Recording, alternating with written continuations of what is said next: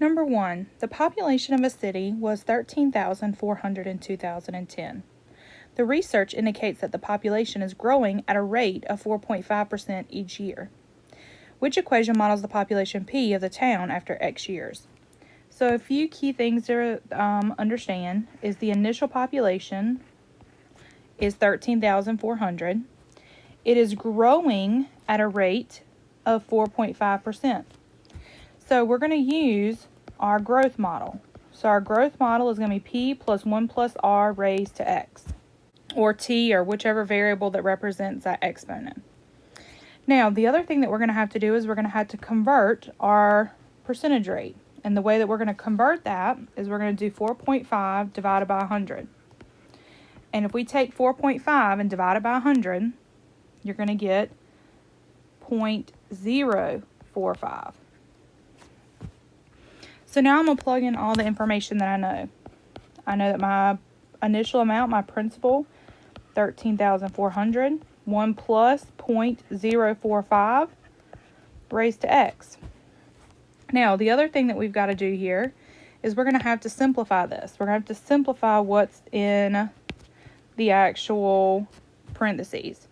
So you can add them together. And guys, you can type it right into Desmos, but you should be able to add that in your head.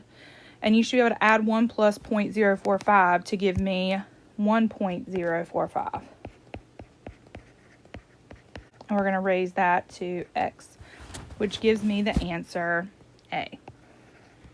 All right, number 2, the value of a computer is decreased, so that means we're going to decay, by 23% each year since it was purchased. The computer was valued at $1,500 when it was purchased. So they're asking you for the actual equation here. So again, we know that the principal is the initial amount. It is decreasing, so this is going to be a decay. So we're going to use our 1 minus R this time. And we know that it's decaying by 23%. So we're going to convert that percentage by dividing it by 100. That's going to give me 0.23. And we're going to plug in what we know. So I have 1,500, 1 minus 0.23. And we're going to raise that to T. Again, we are going to simplify the parentheses. So if I come here and I do 1 minus 0.23, my base is now going to be 0.77. So if my base is 0.77, that's less than 1, so it should represent decay, which it should because it said it's decreasing in my problem. Number 3. Jeremiah drank 2 8-ounce cups of coffee. Each cup of coffee contained 130 milligrams of caffeine. Jeremiah's body eliminates, that means we're going to decay, 13% each hour. So write an equation that represents how much caffeine C is in his body after T hours. So he drank 2 cups of 130 milligrams of caffeine. So his initial value is actually going to be 2 times 130, which is going to be 260. His percentage rate, we're going to need to divide that. So when we divide, that's going to be 13 divided by 100. That's going to give me 0.13. And of course, since we're eliminating, we're going to do 1 minus R. Remember, 1 plus R is when we're growing, 1 minus R is when we're decaying. So I have P equals 260, 1 minus 0.13 raised to T. So remember, if it's decay, our base should turn into a number less than 1. Well, 1 minus 0.13 is going to give me 0.87. So my base has now turned into 0.87 once we simplified. And there is my model. All right, so for number 4, in 1985, there were 285 cell phone subscribers in the small town of Centerville. The number of subscribers increased by a total of 65% per year. How many cell phone subscribers will there be in 1994? So we had initially 285. We are increasing, so we're going to do 1 plus R. And our percentage rate is going to be 65% divided by 100. and that's going to give me 0.65. So we're now going to plug in all of that information. So we have P is going to be 285. We have 1 plus 0.65 raised to T. Now, if I simplify this, my base should be greater than 1 because it is growth. So this is going to be 1.65 and raise that to T. Now, here's where we actually are asked to find a value. So it said find how many subscribers we'll have in 1994. We can't plug in the actual year. We need to plug in the number of years since 1985. If we subtract those two, then we should get 9 years. So we're going to take 9 now, and we're going to take 9 and plug it in for T. So I'm going to come to Desmos. So I have 285 times 1.65, and we're going to raise that to 9 years. And so we got 25,834.5. So we're going to round to the nearest subscriber because we're talking about actual people. So we have 28,000 or 25,835.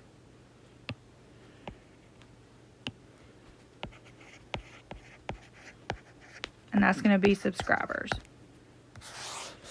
All right, number 5, it says you have inherited land that was purchased for $30,000 in 1960. The value of the land is going to increase approximately by 5%. What is the approximate value of the land in 2011? Again, same process. We're going to be doing growth. So P equals 1 plus R raised to T. All right, so my initial value is going to be 30,000. So I have 1 plus, and my rate is going to be 5% divided by 100, so it's going to be 0.05. And time, my time is 2011. Well, we can't plug in 2011, so we're going to do 2011 minus 1960. All right, so that's going to give me 40 plus 11 years. So that's going to be 51 years that we are going to plug in for time. All right, so we're going to go plug that into Desmos and raise that to 51. And I got 361,223.09. So for number 6, it says a mouse population of 25,000 is decreasing in size at a rate of 20% per month. What is the mouse population after 3 years? So the key here is that they're talking about months and years. So you need to convert those units when you're done. So we're going to be talking about a growth of decay of this population. So we're going to be doing 1 minus R. So my initial value is going to be 25,000. And my percentage rate is going to be 0.2. So we're going to subtract 0.2 there. And we're not going to raise it to 3 because it's in months. We want months, not years. So what we're going to have to do is we're going to have to take 3 years and multiply it by 12 to give us 36 months. All right, so we can plug that again into Desmos. And I got 8.11. So if we're talking about a whole mouse, we're just going to round it to 8 mice would be left over. Number 7, a house purchased for $226,000 was lost or was losing 4% of value in the past 5 years. What is it worth now? So since we're losing, this is going to be 1 minus R. All right, so we're going to put in that initial value. And I have my rate is going to be divided by 100, which is going to turn into 0.04. And it says in the past 5 years. All right, so 226,000 times 1 minus 0.04. And we're going to raise that to 5 years. And we get that the house value is $184,274.23. All right, number 8. A Honda Accord depreciates. So again, we're going to be decaying. So 1 minus R. at a rate of 15%. So we're going to divide that, and my rate's going to be 0.15. 6 years ago, it was originally purchased for $21,000. What is it worth now? So it was purchased initially for $21,000. 1 minus 0.15, and we're going to raise it to 6 years ago because the time was 6 years ago. So we're trying to figure out how much it was worth 6 years later. So again, Desmos. So 1 minus 0.15 and raise that to 6. And it is now going to be worth $7,920.14.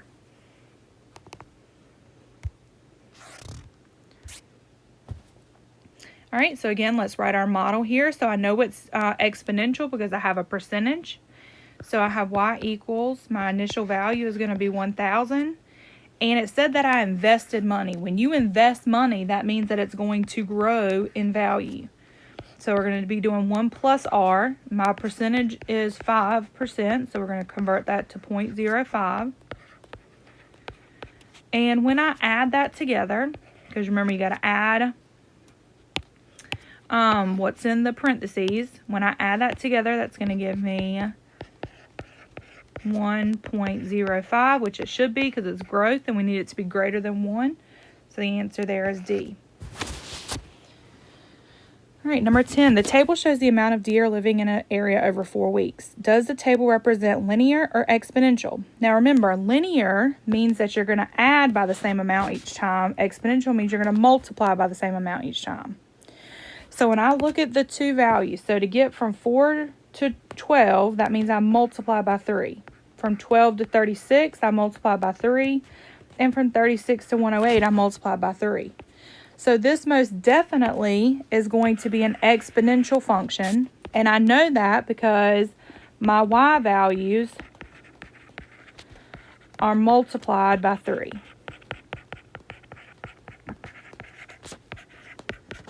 Again, if I was adding by the same amount, then it would be linear.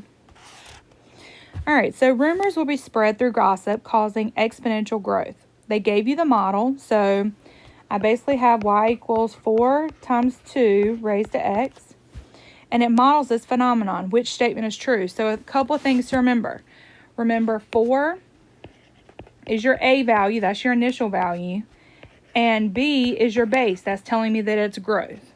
Okay, so there were 4 people that originally knew the rumor. That is true because 4 people did originally know the rumor.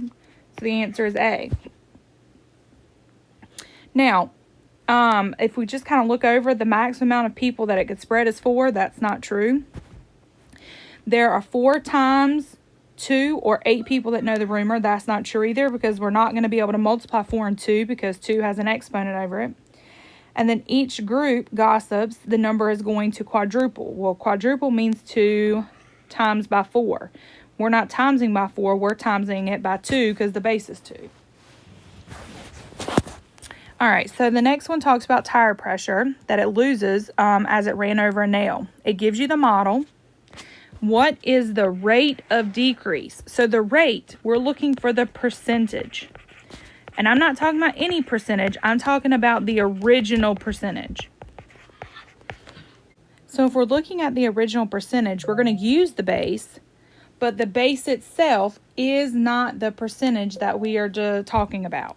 So we're going to look at the base and we're going to identify that the base is 0.78. 0.78 is not my original percentage. If this was decay, we got that base by saying 1 minus r.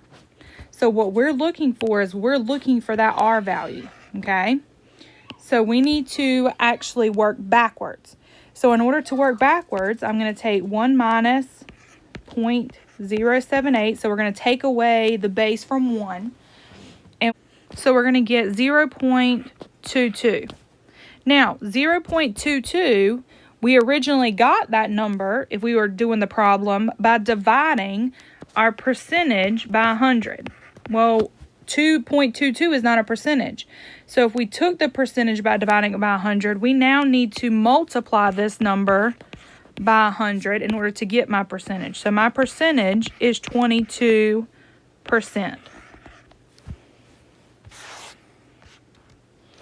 All right, so suppose an investment of 6,100 doubles every decade. The function is given. What is the initial value? What is the rate of increase? So again, the initial value is going to be my A value. So my A value is going to be 6,100.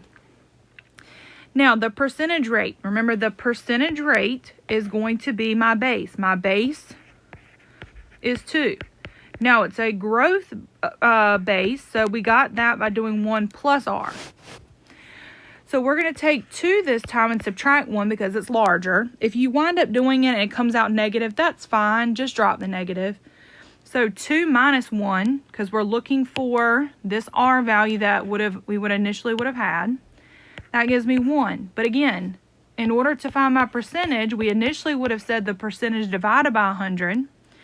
So we're going to multiply the percentage by 100 to turn it back into what we're looking for, that percentage value. So it's going to be 100% increase.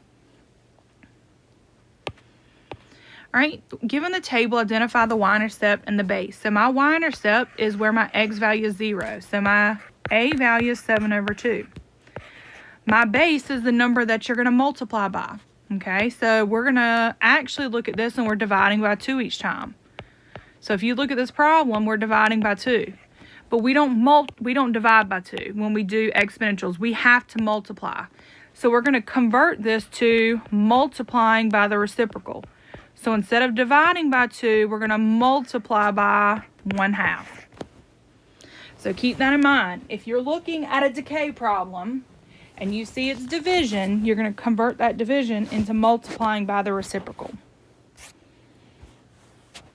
All right, number 15, given the exponential equation, what does the growth, does this represent growth or decay, and by what rate is it changing?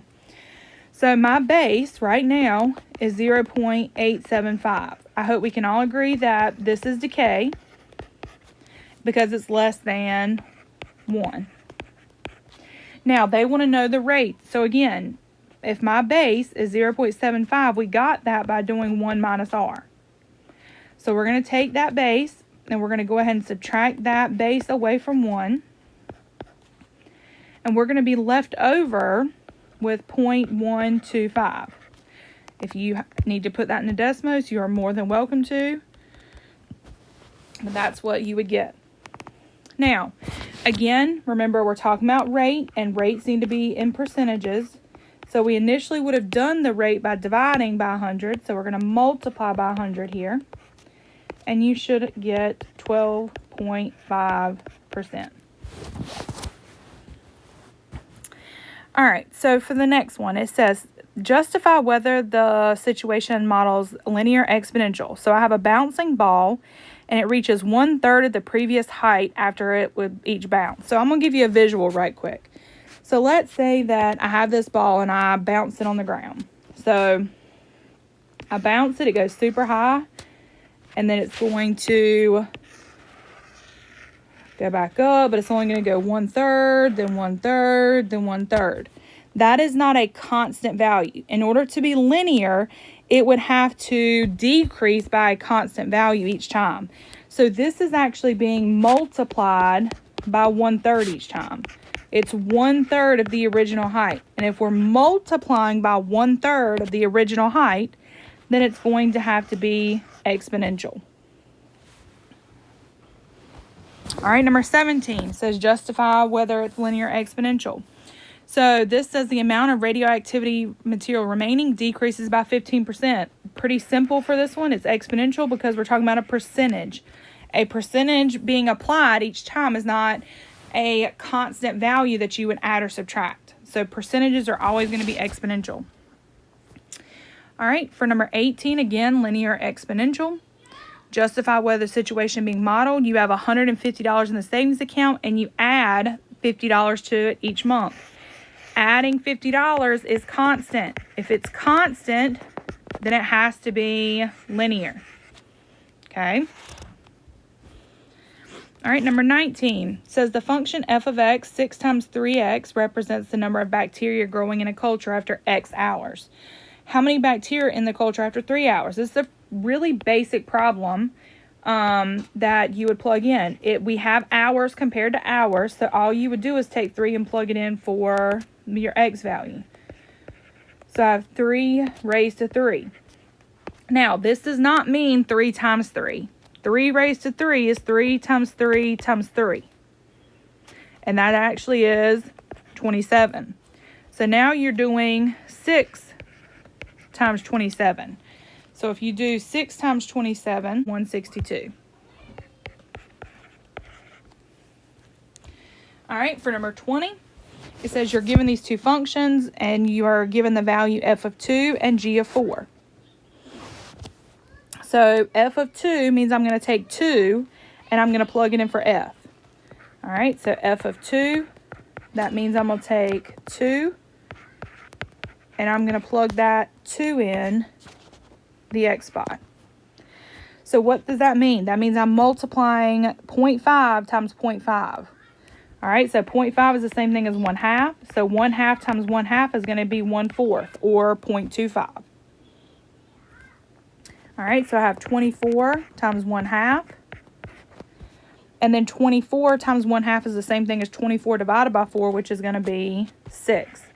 So we know this is 6 plus, now we got to find g of 4. So g of 4 means I'm going to take 4 and I'm going to plug it in the x spot.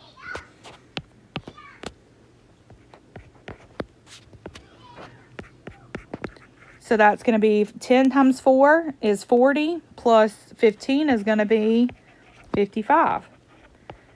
So 6 plus 55 is going to give me a final answer of 61. All right, so for number 21, given the two functions, to the nearest whole number, what is the average rate of change? So remember, average rate of change is y2 minus y1 over x2 minus x1. So I would make a table. So we're talking about two things. We're talking about 0 and 8. That's what they gave us. Well, we know 0. That's the initial value. So 0 is 5,200. Now, you can also plug this into Desmos. So we have y equals 5,200 times, and we have 1.06. Oh, I'm messing up all my parentheses. There we go. Raised to x. All right, so I can actually zoom out on this and I can start to see my value.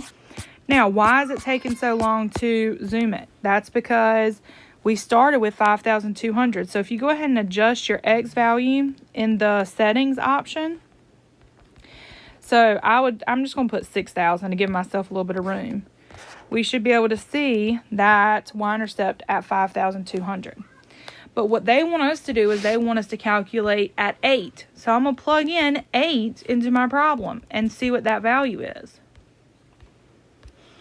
And they said round it to the nearest whole number, so we're going to do 8288. So this is 8288. And again, we got that because we took 8 and we plugged in 8 for that. Okay?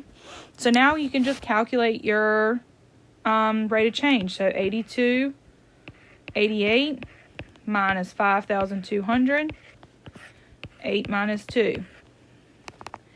And if you calculate that,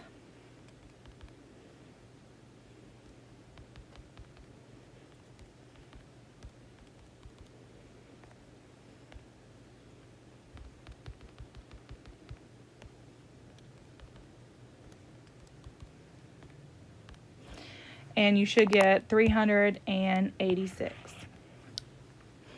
All right, and for this last problem, so it says the area around a pond initially had 8 mosquitoes. Each week, each mosquito in the area will produce 10 more mosquitoes. So when I'm looking at this, I'm going to make a table. Okay, so I initially had 6 mosquitoes. Now, you've got to read this very carefully. So it says that each week, each mosquito in the area will produce 10 more. So I have 6 initial mosquitoes, but those 6 mosquitoes are going to produce 10 individually. So if I have 6 mosquitoes and they each produce 10, That means that I'm going to now wind up with 60 mosquitoes after week 1. All right, so going into week 2, I now have 60 mosquitoes. Those 60 mosquitoes are now going to produce 10 each. So we're going to multiply that by 10. So that's now going to be 120. All right, so week 3. So we have 120 mosquitoes. Each one of those 120 mosquitoes is going to produce 10 each. So that's going to be multiplied by 10.